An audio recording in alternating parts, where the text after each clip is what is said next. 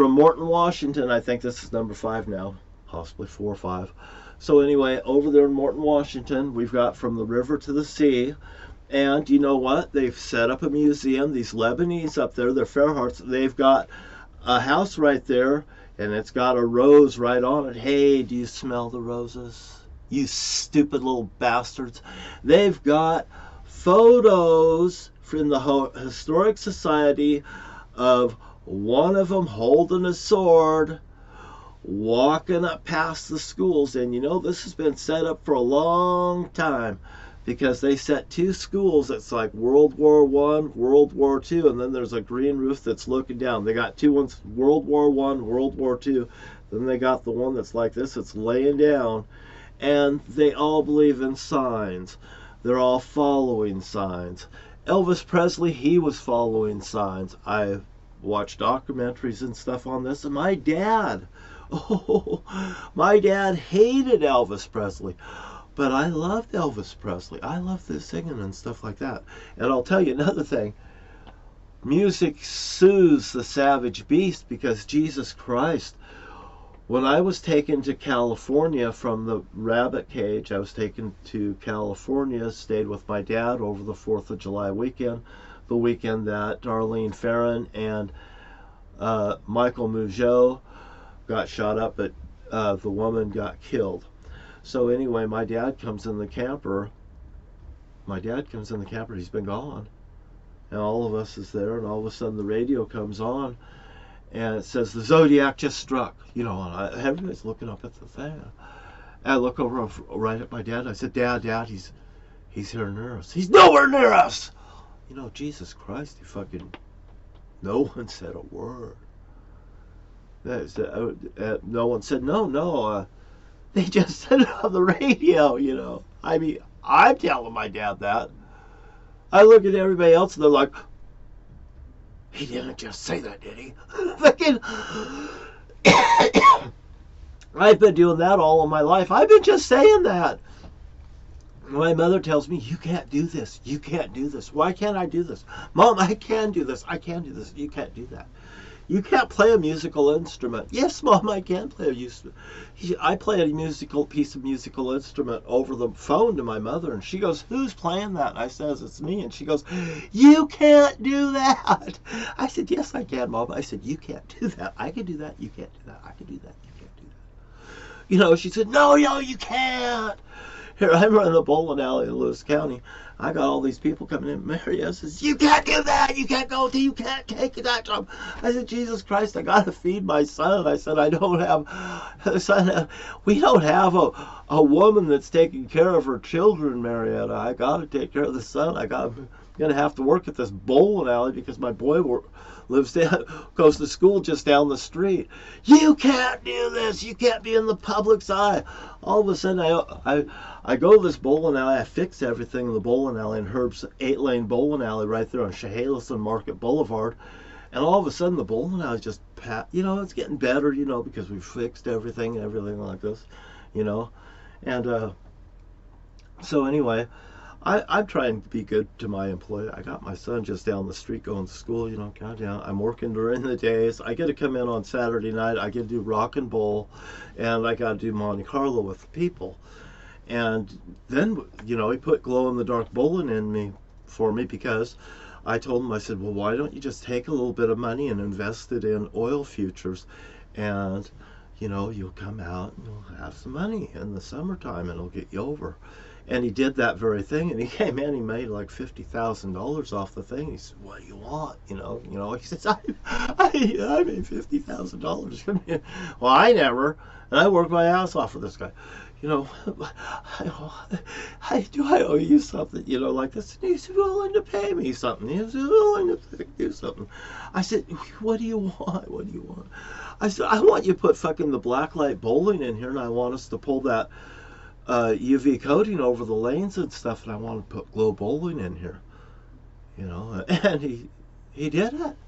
It wasn't too expensive, and he was investing in his own thing. He didn't give me a goddamn dime, and I fucking said, and then once we get this thing going, you could pay me better money. Oh, well, it all sounds good. He doesn't want no money right now, and he's got, Well, fuck yeah, what the hell? We're just going to upgrade it. If I get rid of this guy anyway, what the hell? I put the money back in my pocket. You know, he couldn't lose on it. And all of a sudden, boy, when we did it, he went on vacation, and the bowling alley made money all summer long when it shouldn't have made nothing. When he come back, I heard there was $40,000 in a safe in the back room that I didn't know about. They all kept it secret. I got my sister a job, and that was fine. I wanted my sister there because I didn't want theft in the bowling alley. You know, because the whole idea was, as I get this thing going, this guy's going to sell me this bowling alley. I mean, it's a start, you know. So anyway, that's exactly what I did.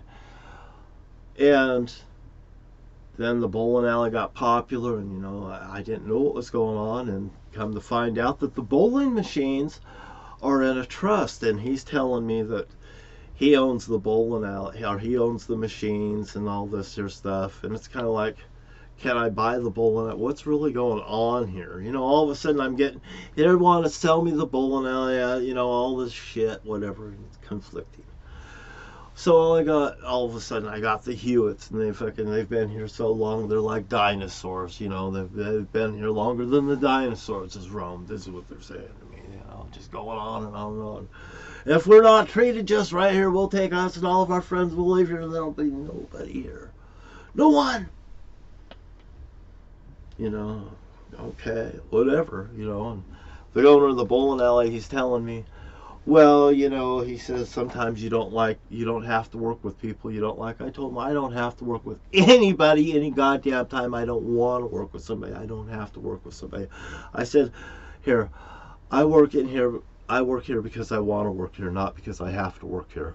I work here because my son goes out to school down the street, and I'm close to my son, and I'm the one that takes care of him. You know, I'm just telling the truth. You know, and I'm trying to run that bowling alley just goddamn as wild as I can to make money. And I'm filling it in. I got this thing going, you know, I got this bowling alley going to the tune of, I have the owner of the bowling alley and his wife outside the door saying to me on the phone, hey, you know, what's going on in there? Who's this? It's Herbie, whoo! You know, and he says, how many people that's in that bowling alley? I said, I don't know. I said, I got a whole sea of people in here.